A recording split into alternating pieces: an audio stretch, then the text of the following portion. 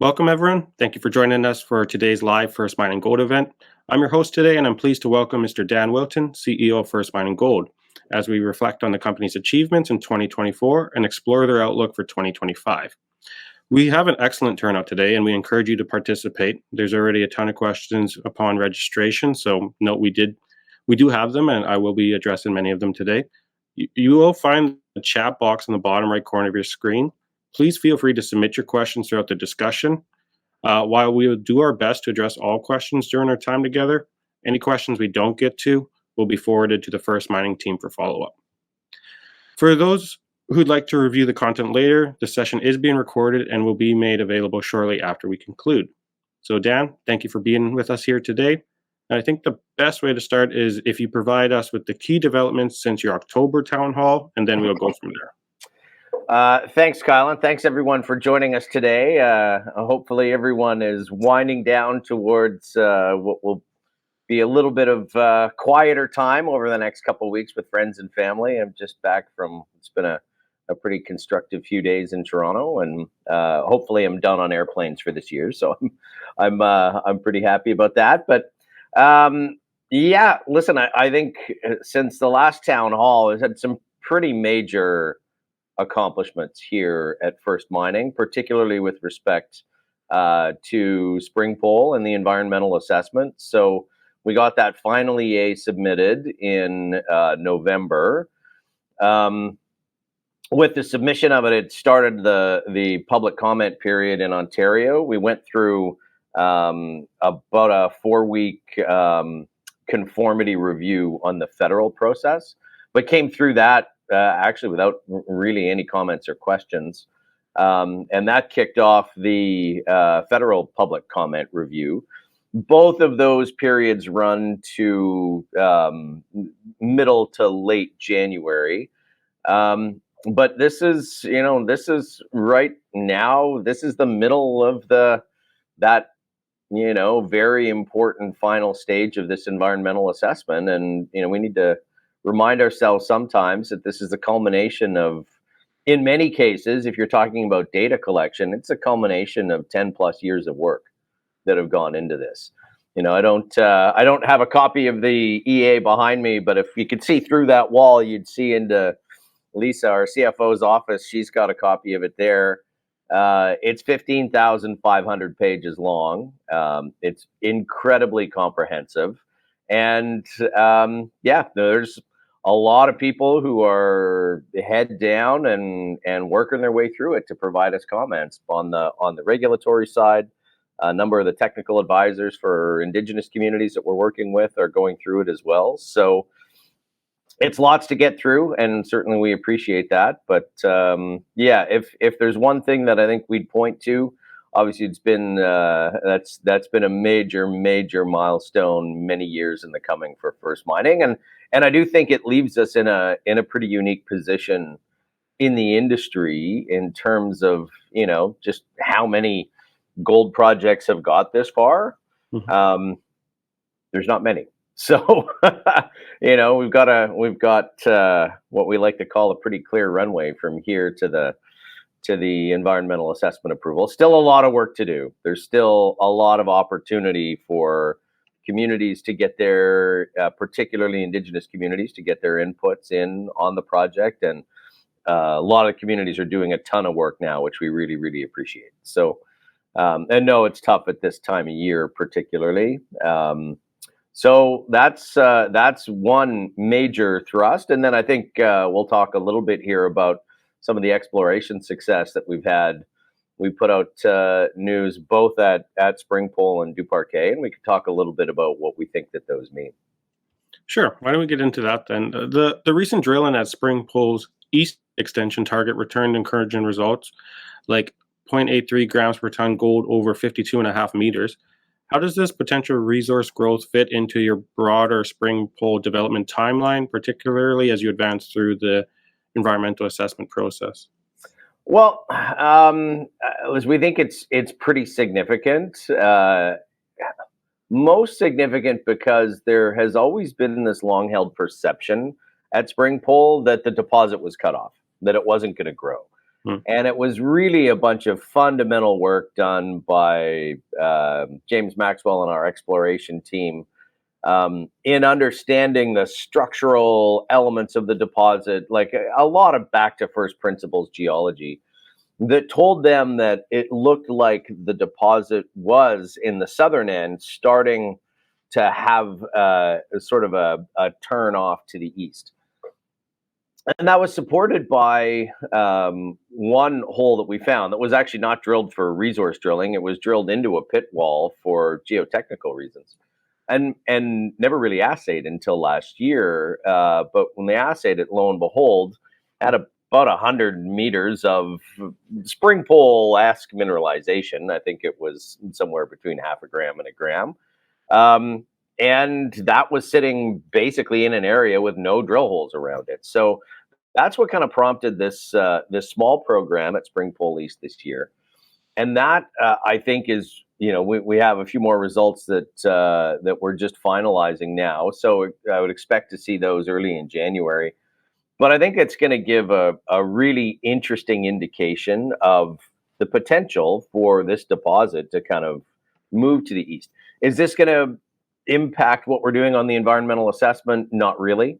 In fact, one of the things that's actually pretty exciting about this is that a bunch of this other mineralization, and particularly this hole that we put out, right now sits in the pit, but is being counted as waste.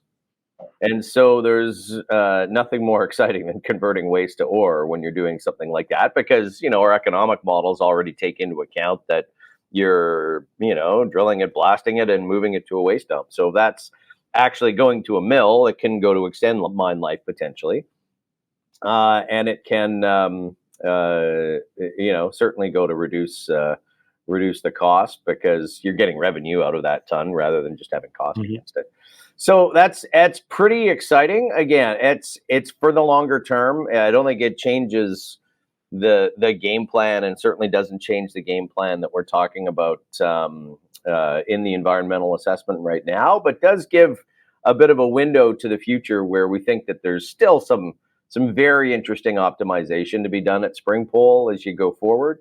I think there is more ore in the pit that's right now being counted as waste. So on the margin, I think that's going to be pretty positive as well. Gotcha.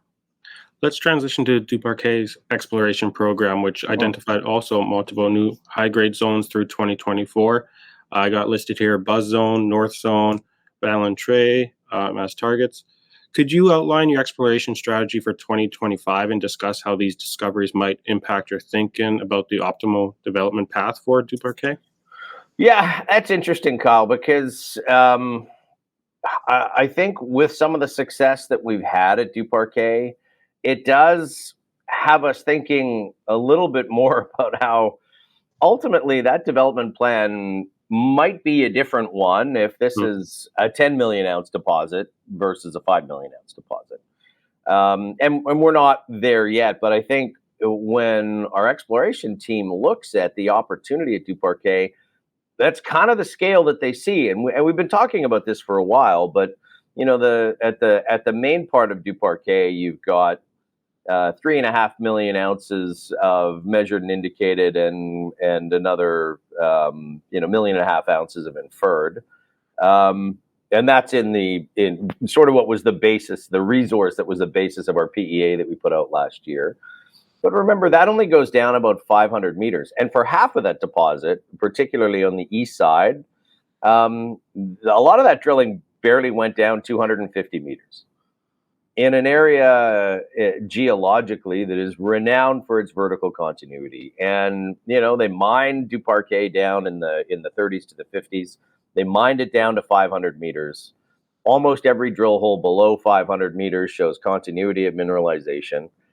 And, there's hardly a drill hole deeper than 500 meters.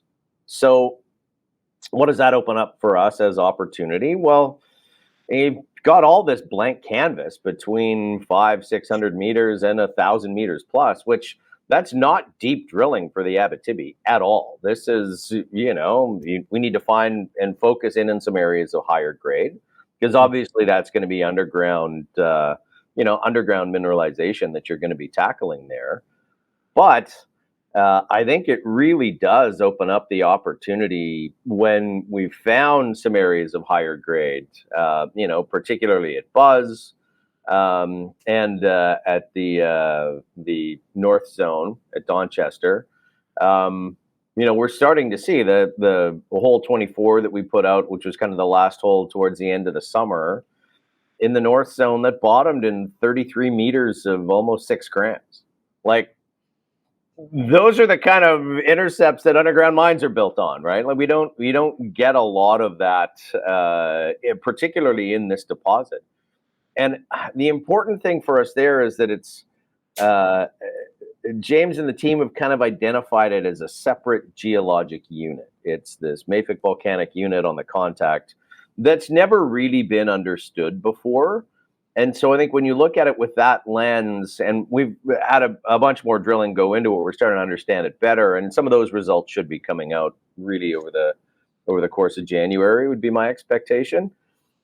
If you can demonstrate that you've got continuity here and you understand that there is this zone that has an amenability to higher grade, it opens up a very different kind of exploration opportunity there. So, I mean, ultimately, we'd like to have a plan next year, kind of budgets dependent. We'd like to have a plan that starts marching this deposit towards what we think the real opportunities are. We've kind of filled in some of the gaps, and Valentre was a great example of that.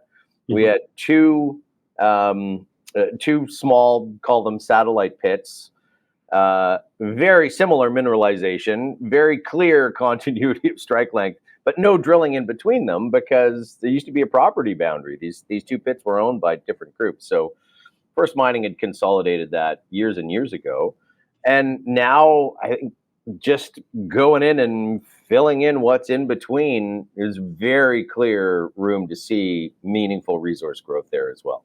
So ultimately, by the end of this year, we'd like to be able to demonstrate not that we're just kind of growing this on the margin, but we'd ultimately like to be able to demonstrate that, we're adding 10, 20, 30% to the size of the deposit. And that's, going to be budget dependent to a degree.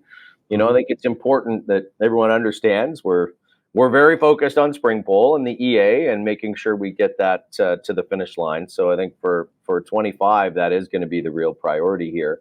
But at DuParquet, there's still some important work that's going to go on this year. And to the extent we can get that program funded, I think it does give us an opportunity to really continue to advance that project to a point where, from a size and a grade perspective, it stands out as one of the best projects in Quebec, if not in Canada.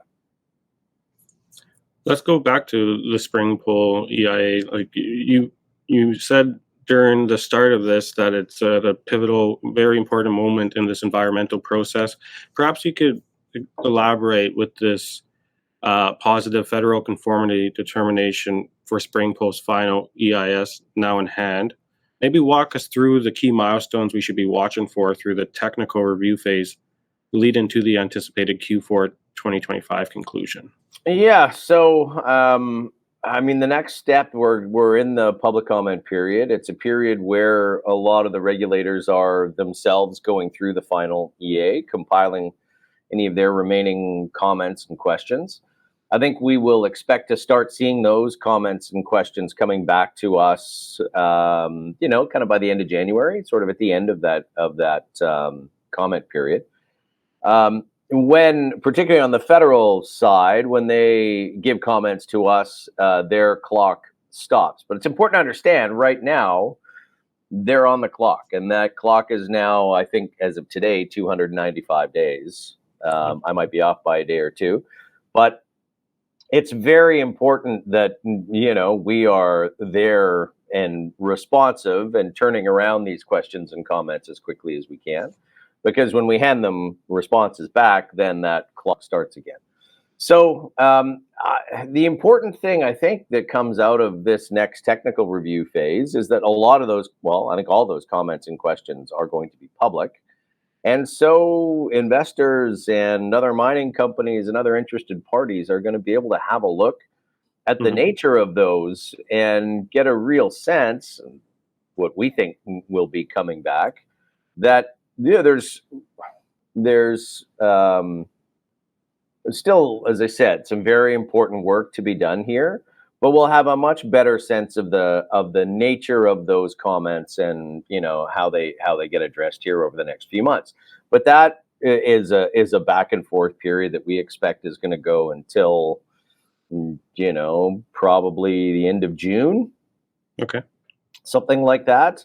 And then from that point, when the information requests are kind of deemed complete, then that federal clock kind of keeps ticking until the minister has to make a decision. So again, that's sort of what informs our timeframes working toward kind of mid-December, which is the goal we're working towards today. I think in part driven because Steve Lines' birthday is the 13th of December. So he really wants to have a birthday present with NEA approval. But Yeah. that said, there are a bunch of those milestones that come along after that comment period. There is a draft report. There's draft conditions that get circulated for public comment as well. So you start seeing the nature of what those comments and questions are and what the responses are, and I think should have a very good sense of the direction that it's going, kind of by the middle of next year. Gotcha. Thank you for that. Now, First Mining also recently established an independent geotechnical and tailings review board for Springpole. How has their initial feedback influenced your thinking about the coal disposal facility design, and what role will they play as you move forward toward the detailed engineering phase? Yeah, it's a very important role. I mean, these are three globally recognized experts in tailings and tailings management. I think our strategy around the co-disposal facility evolved over the course of really of this moving from the draft to the final environmental assessment phase, and in large part in response to some technical comments and questions that had come back from some of the regulators that had reviewed it. So it's important for us that we do have an independent a group who has looked at this and really asked very important, very good questions. Checked a bunch of our assumptions and has provided some really valuable feedback for us. That's already kind of been incorporated into some of the design work that's done and going forward. So I just think it gives another level of review, very important independent technical review that can give confidence to everyone looking at the project that we've taken this design really seriously. As we move forward, I think the goal of the review board is to continue to work with the company, review plans as you move, as you say, from this design into detailed engineering and ultimately into what we hope will be construction and operation. So it's a great resource for us to have had these real globally renowned experts working on the project. Well, let's talk about resources. You did some recent financing. So, how are you prioritizing capital allocation between Springpole's advancement, DuParquet, and your broader project portfolio?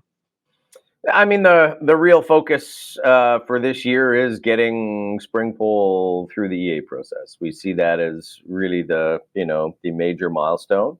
A lot of the funding that we are providing in that process is going to provide capacity to Indigenous communities to participate in that environmental assessment process. And we've announced that we'd funded the Anishinaabe-led impact assessment that Cat Lake and Lac Seul are undertaking, and that work's ongoing now.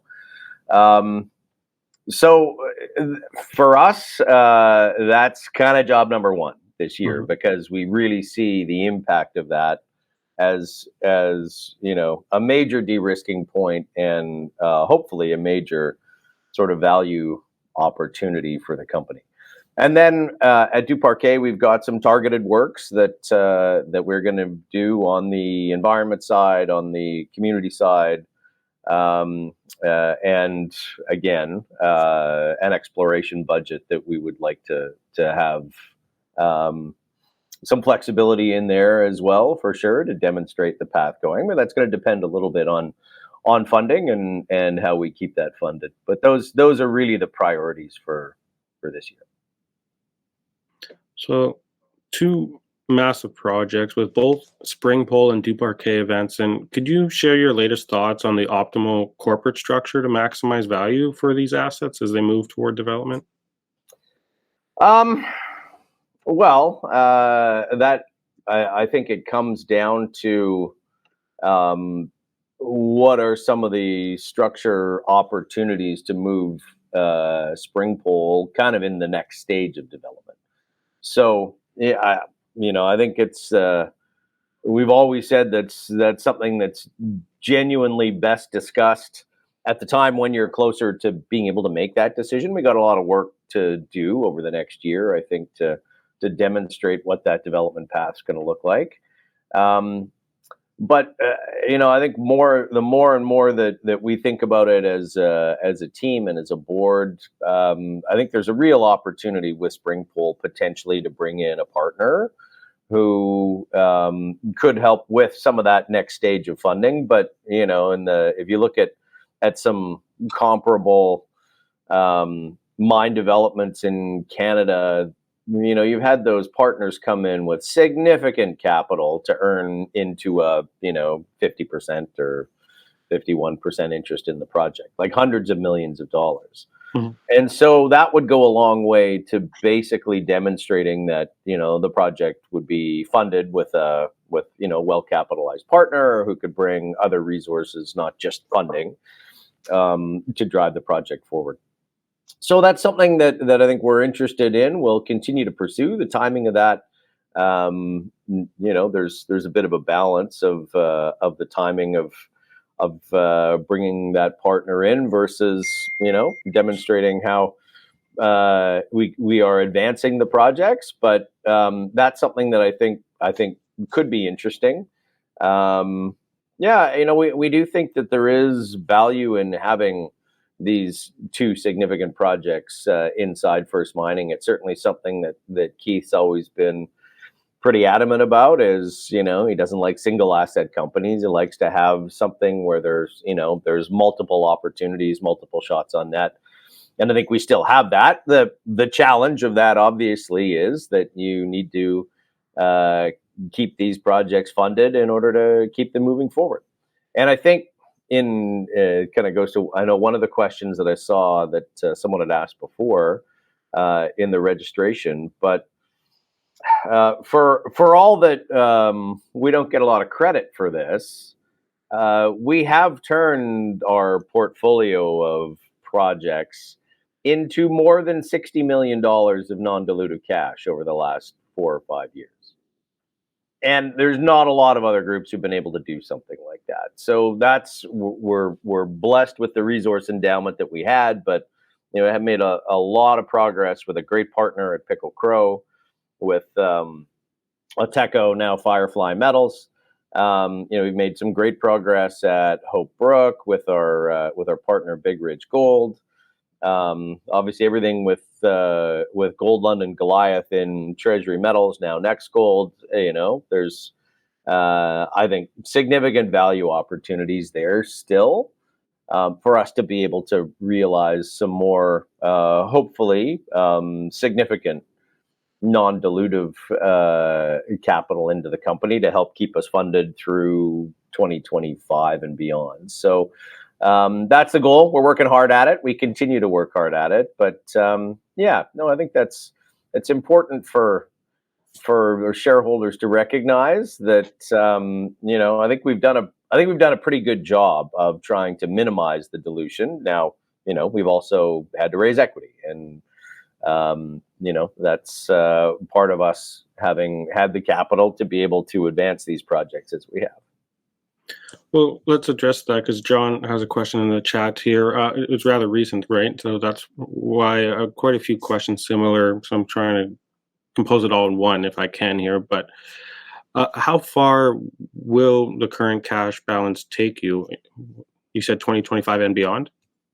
Well, the current cash balance plus what we're hoping to realize through, some other continued monetization of the asset portfolio, we would expect to be able to keep us, kind of through 2025. That's the goal. Mhm. It's dependent on a couple of things coming right, in terms of being able to realize some value for some of the other assets that we have, but that's certainly the goal. Let's talk about value because we did shift this from Tuesday to Thursday, and we had a ton of questions in the registration. So I do want to address many of them now, just in case some individuals are not able to attend. Can you provide comparables to current gold, inferred, etc., just other companies at similar stages to you, to First Mining, rather, and where do you sit on that scale? Well, when we think about comparable projects, we think about, call them large scale gold projects in Canada. That's really the comparable set that we measure ourselves against. We have a very good slide in our corporate presentation that lays out how that landscape has changed over the last 5 years. We've come through this period where there was an abundance of these large projects that were being moved into production. Almost every one of those now has been bought by a larger mining company. Most recently, if you look at Goldfields buying a Cisco, when we think a little bit about a partnership path for Springpole, it's in part guided by that, right? They committed $600 million to earn into a 50% interest, and then bought the balance of the project a year later for $2.2 billion. So some pretty meaningful value. It's a very different project. That's a high grade underground project. Mhm. But in terms of ounces, in terms of production profile, it's not that different. But if we think about the other groups of comparable projects, the other ones on that slide, when you compare where those are in some kind of permitting process versus where Springpole is, you pretty quickly get to categorize those as really advancing permits or advancing a development story, and those that are still drilling out resource and kind of haven't really started. So another, I think, important comparable for us was O3 Mining, that is getting acquired by Agnico. I just saw they mailed the takeover bid this morning. At a value of $75 or $80 an ounce, I think. It's an interesting project. It's got probably lower grade than DuParquet, but located closer to some of Agnico's existing infrastructure, which is important. So, the ones that if I had to kind of put the real comparable projects on that list for us, I would like to compare ourselves to Skeena, that has the SK Creek project. It's got much higher grade than Springpole and is more advanced from a feasibility study standpoint, but not necessarily more advanced from a permitting standpoint. We'll see. I think there's a good chance we could have our environmental assessment approvals, around the same time that they do. You've got Troilus, which has a very, very big copper gold project in Quebec, with considerably lower grade than Springpole, although it has some other, interesting benefits to it. And beyond that, it's there's other names on that list, but again, who has advanced projects as far as we have, and that gets to be a very short list. Now, I noticed many of the comparables. There's many that got bought out, and there's a lot of people wondering, has the company had any interest from other companies on merger or acquisition possibilities? If so, how would that be in the interest of long-time shareholders that are in it for the long haul?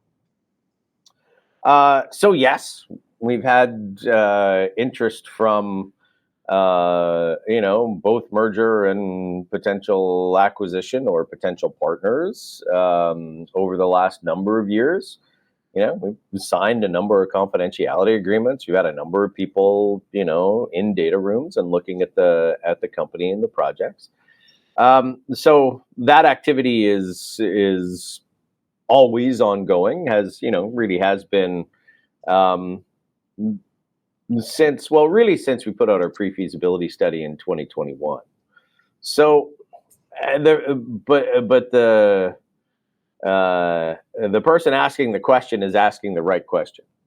Like, what type of that activity is going to be in the best interest of a long-term shareholder? Because I think we all share the view that a 50% premium to the current share price would be a very, very disappointing outcome for all of us. We've got this massive disconnect right now between the fundamental value of our assets and our market cap.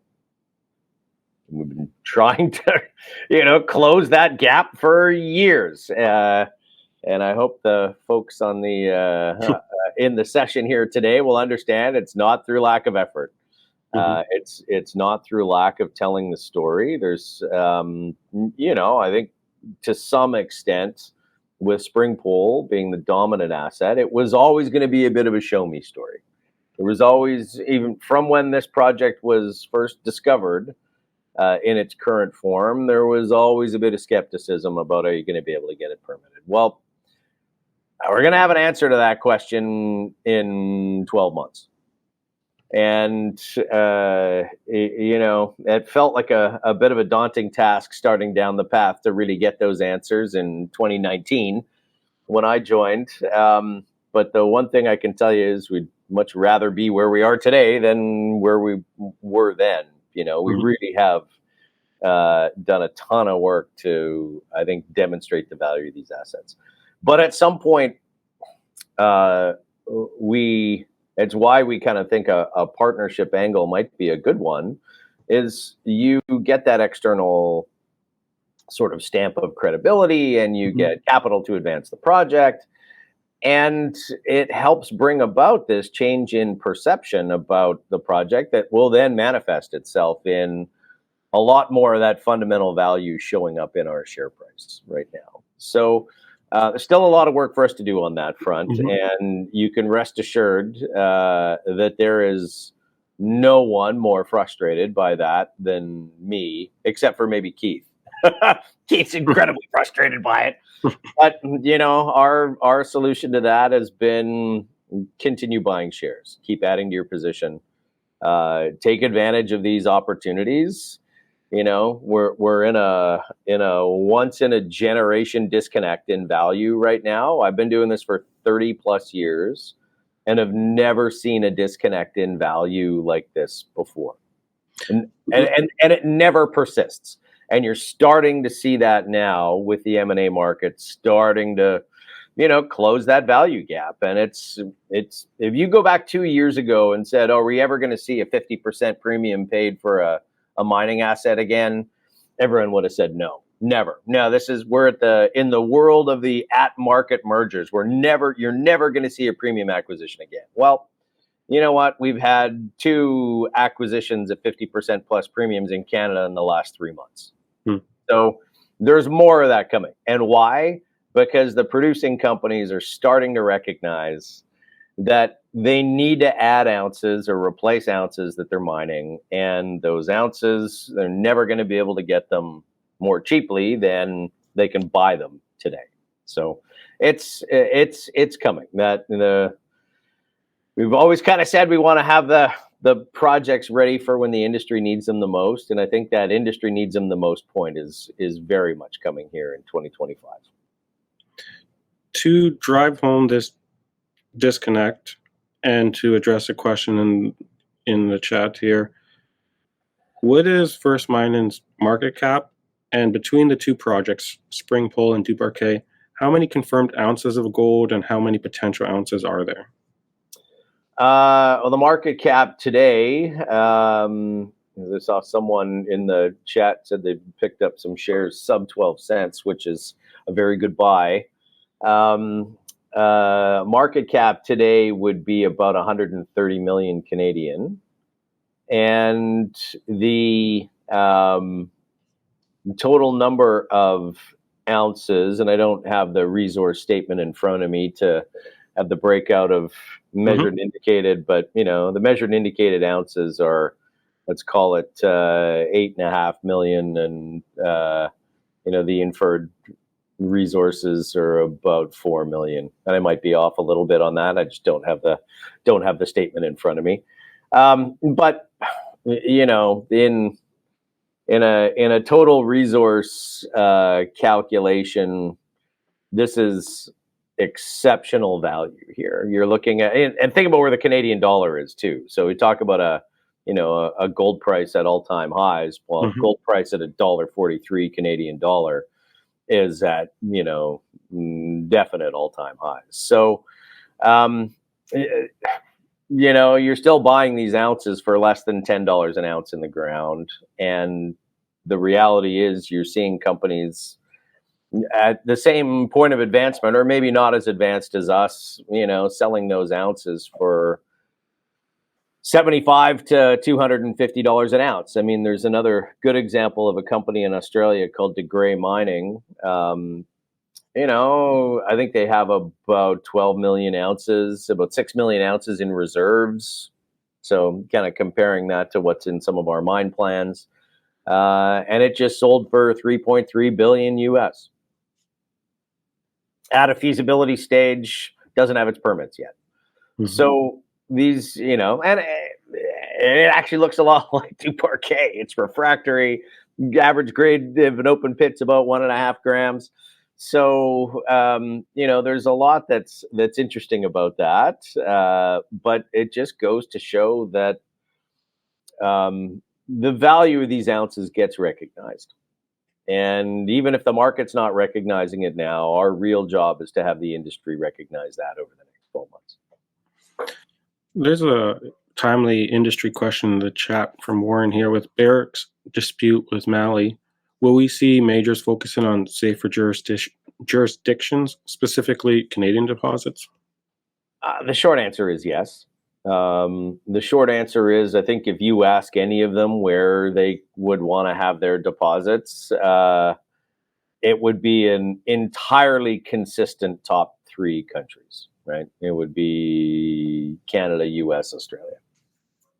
These are the premier jurisdictions in the world.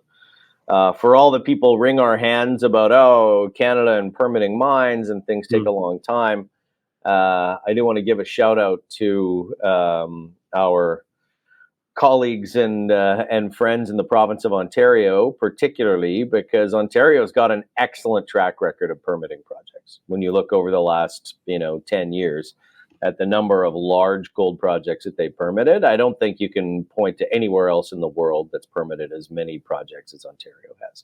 So they know what they're doing, which is great. And I think it doesn't take too many situations, and Barrick's not the only one in Mali that's had issues. You've literally had people detained by the government, like mining company executives detained by the government. It's getting harder everywhere.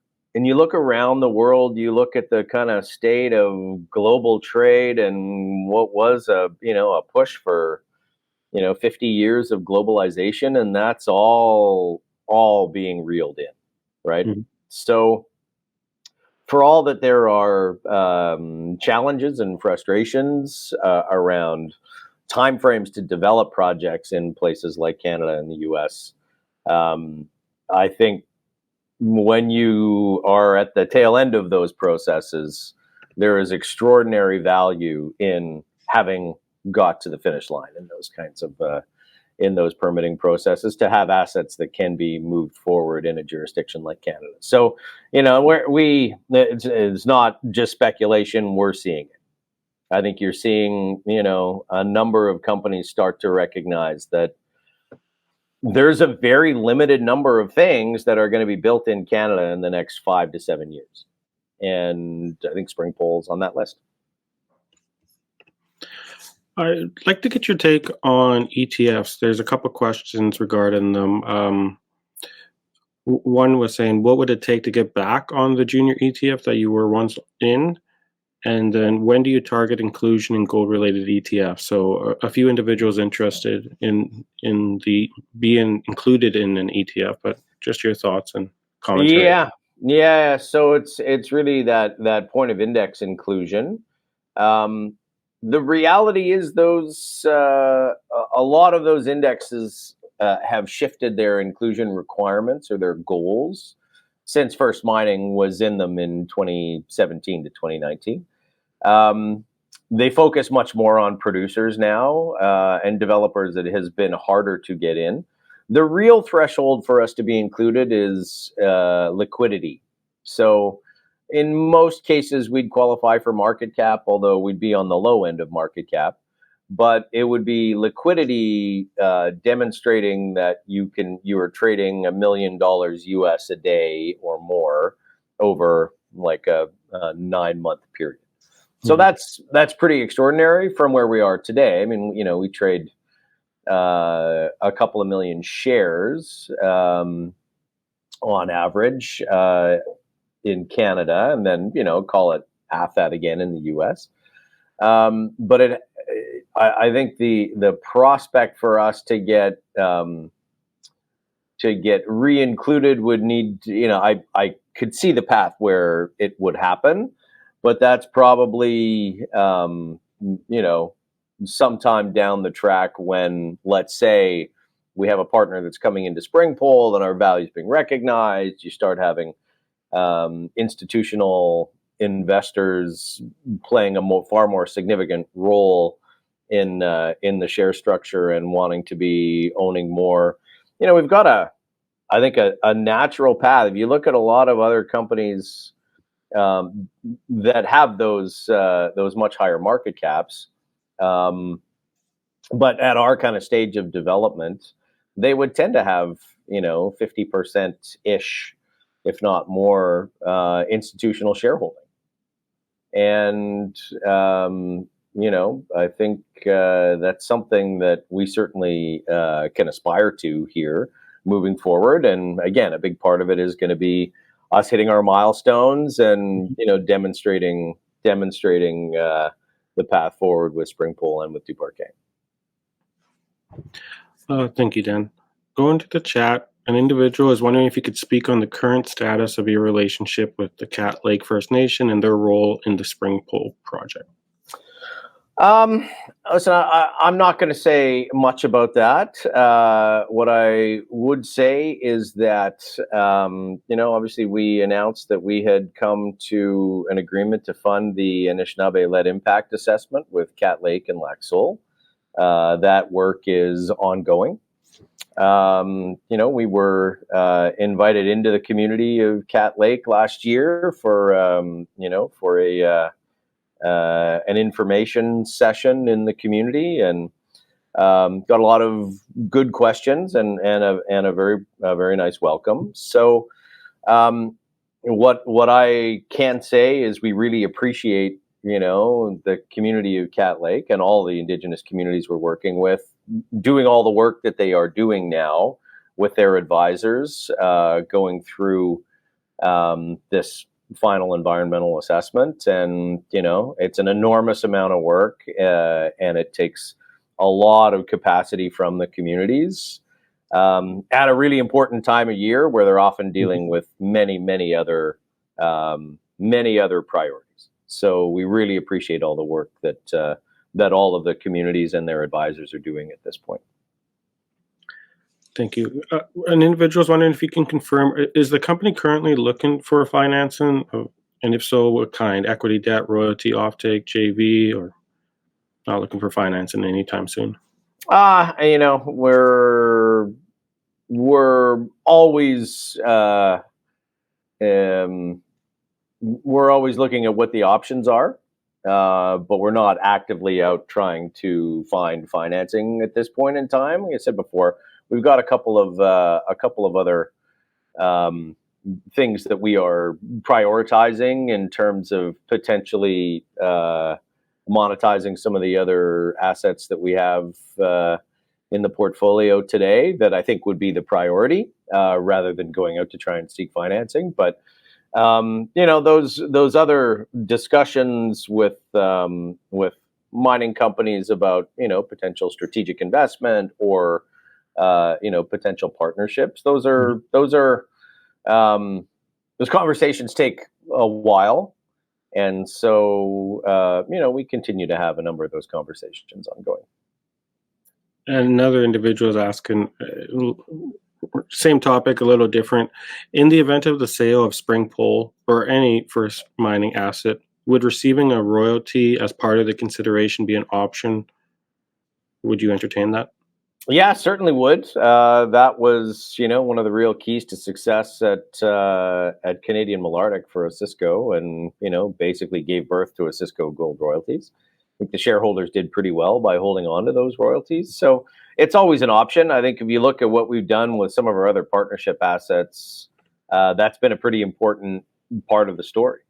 Particularly, we ended up taking some of those royalties and selling them in total for about $17 million a couple of years ago. That provided a very important piece of funding for our programs in the middle of that work a couple of years ago. So it's always one of the things that you'd think about. You'd like to hold on to that long tail exposure to the project, and a royalty is a great way to do it.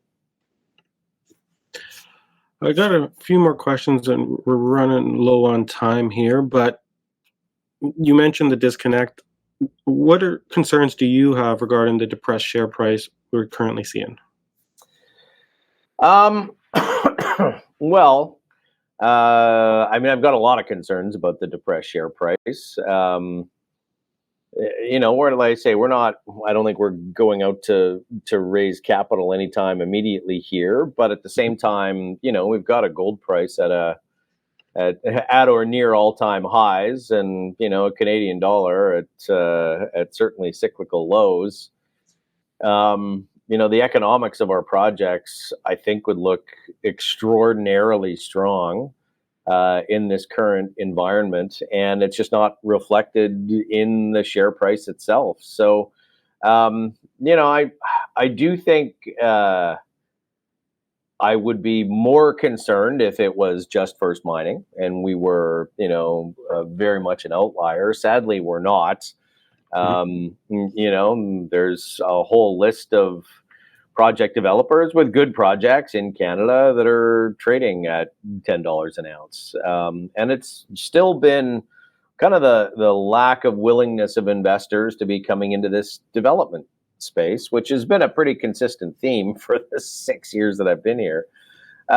It's changing slowly, and with every other one that gets bought, there's a bunch of investors who made some money and will be looking for what that next opportunity is. So we start to see that. In our financing that we did in October, we had 19 institutions come into that financing. Not in huge size, but important that they're starting and looking at ways that they can build positions on top of that. So I expect we'll continue to see that here. The one real concern about a low share price is there someone that's going to take advantage of that and, like I say, show up with a bid at a 50% premium to our current share price, and our shareholders would sell to it. I know that I wouldn't, and I'd be reasonably certain that Keith wouldn't.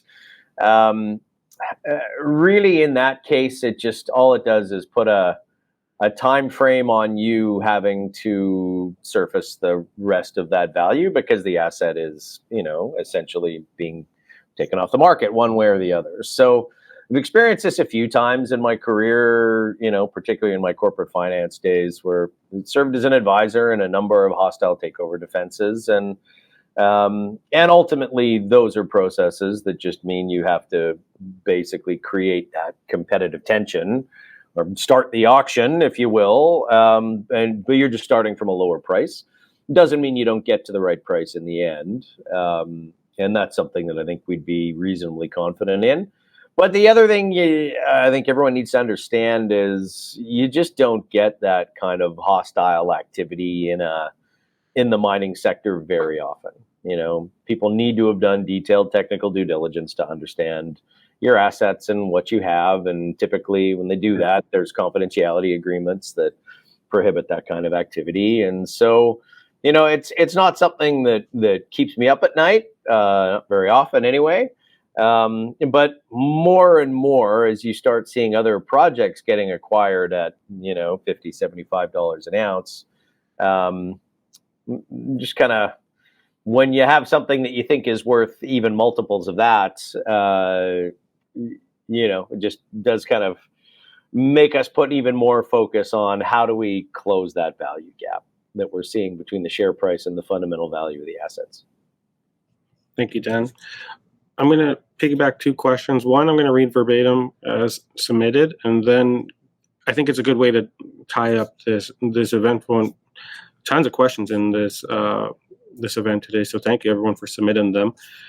The question verbatim here: tell me why I should remain committed to the stock when we are a year away from the best case scenario of receiving permit approval. And I just want to add on top of that, to make this your closing remarks, as we close out 2024, what are the key catalysts and milestones investors should be watching for across your portfolio in the coming year?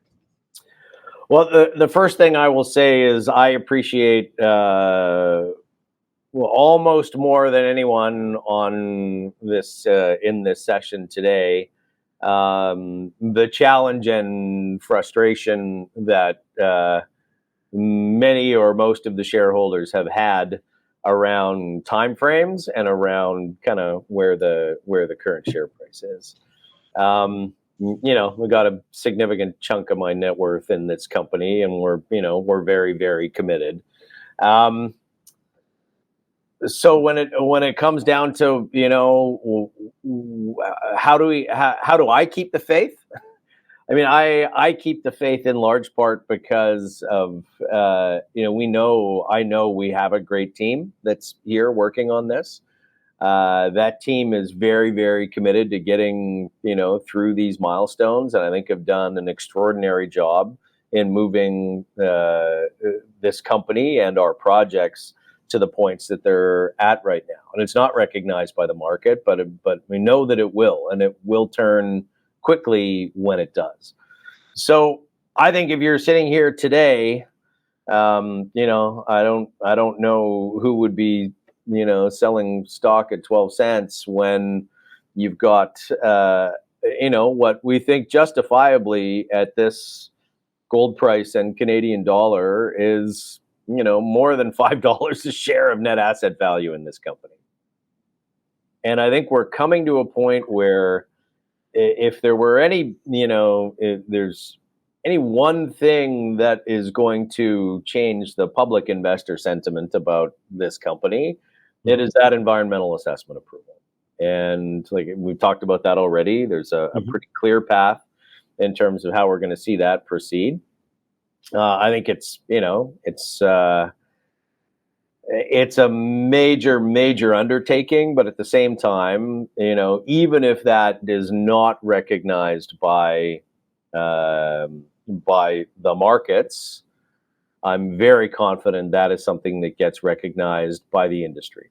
And that goes to open up other opportunities for us to fund and move Springpole forward. And similarly, with DuParquet, we're certainly not getting rewarded for the quality of drill results that we have been putting out. I think when people see the breadth and quality of what those results are as we kind of move into the new year, and how the kind of growth trajectory we can see on that asset, it's really unique. It really is. And, I'm 100% confident that DuParquet in and of itself is worth multiples of our current market cap. So keeping the faith is I understand it's challenging, and I say this to a lot of our shareholders, and I've been saying it for a long time. Being right but early feels a lot like being wrong, and we've been right but early for a long time. So everything else in the macro environment has gone the way. I do think it is an inevitability that the value of these assets gets recognized in the share price or in the gold industry one way or another. And I think those major catalysts, I mean, I would have said the wait was worth it when we were suggesting people invest in 2019 and 2020. And I think the wait's going to be worth it.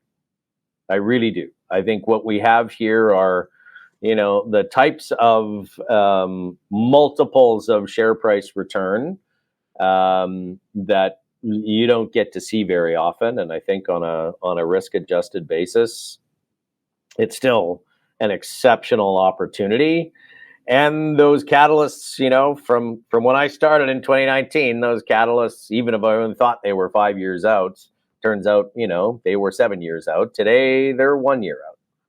Mm-hmm. And so I think, this is a time when it's just a great opportunity to, I think, be accumulating a position at, irrationally low levels. Because we can see a pretty clear path to how that value can get surfaced in the next, certainly 12 to 24 months. Dan, thank you so much for doing this. Thank you, everyone in attendance. If you did come in a little late, this is being recorded. Our team will have it up within the next couple of hours here. But happy holidays, everyone. Dan, thank you so much. I hope you enjoy your Christmas, and we'll be chatting again soon. Yeah, thanks, Kyle, and thanks everyone for joining us. And as always, if we didn't get to your questions here today, we'll forward them on to the great Paul Morris, who will be in touch and following up. And you'll know where to get Paul, and Paul at firstmininggold.com. So much appreciated, everyone. Thanks very much, and hope everyone gets time for a little bit of rest and relaxation, and hopefully, some quality time with friends and family and loved ones. And we'll be back in front of you here, hopefully pretty early in 2025.